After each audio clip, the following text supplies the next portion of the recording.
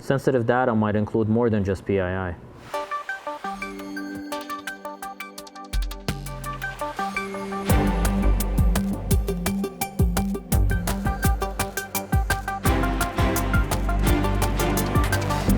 Hey Stan, I hear there's a treasure trove of information from a recent breach surrounding an automaker. Want to talk to us more about what they found? Yes. Well, I think the good news is it's not as bad as it might seem from the headlines, though it's not great for the company. So basically, there's this security researcher, and he was doing his security research. He was looking for things, actually using a website called Shodan, and he found the server, which was an Elasticsearch instance. So Elasticsearch is used a lot for storing log records, so you can search them quickly. Some people use it for security analytics, other people use it for like compliance. In any case, he stumbled upon this, and it was completely unauthenticated. So basically, he was able to access all of the data inside of, search all of the data that was available there. And when he looked inside, he saw there was like 40 gigabytes of information from different log records. He studied the data a little bit, and he noticed that it had to do with inventory information for the computers inside of this large automaker. The type of data had to do with the different assets that this automaker had in their enterprise.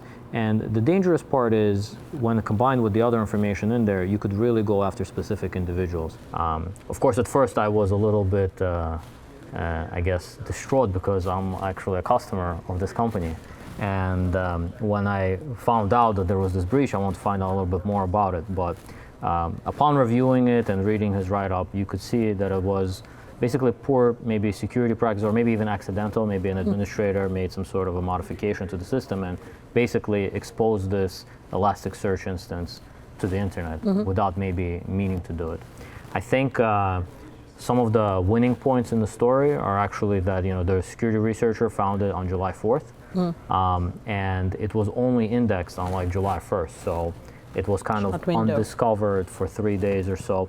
Though it could be enough time to really wreak havoc, in this case it was only undiscovered for about 3 days. And once he was able to identify the security team for that large automaker, he notified them, and by July 6th they had taken care of the issue. So that's very good.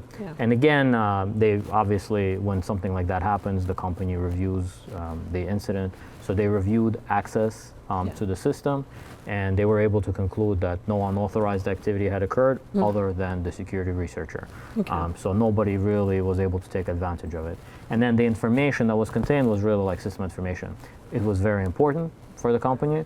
So it would be information like, every computer in the company, what's the latest patch of software that they have? What is the operating system version? Is it up to date?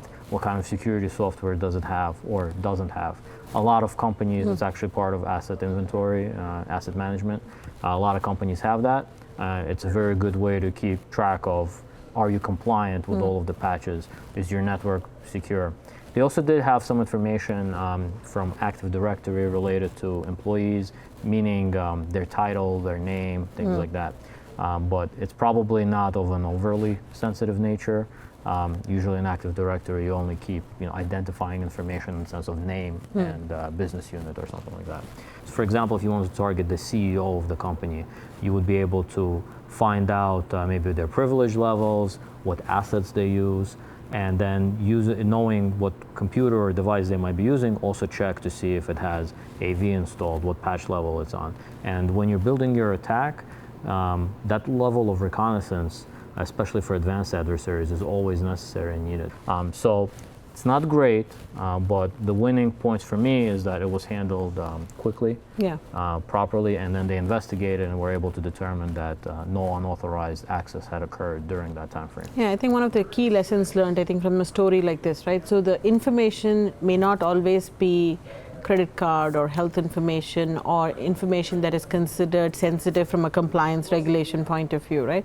But even information like this, if it falls into the wrong hands, you can craft spear phishing email attacks. You can take some of these outdated patches and research those systems to be able to find them as an entry point into a large organization such as this, right? And while their response time has been good in terms of closing this gap, right, I think as any organization today, you have to think about, one, inadvertently will you expose information that may be valuable for others that may not always just be related to what we consider PII, right? But then this is still information that can be used. And when we bring about these breaches, I think the intent is for us to really focus on organizations taking that security hygiene seriously, right? And it's not a one-day task, right? It's a practice that we have to follow. So it's good that this information was not exploited and it's closed before the gap became really serious. Thank you for that. Yeah, that's a great point there, Bindu. I totally agree with all of that. I think one interesting scenario that could have unraveled in this case is, rather than lots of customer data being leaked and being fined, this organization could have faced issues where, like you mentioned, that information could be used for further attacks.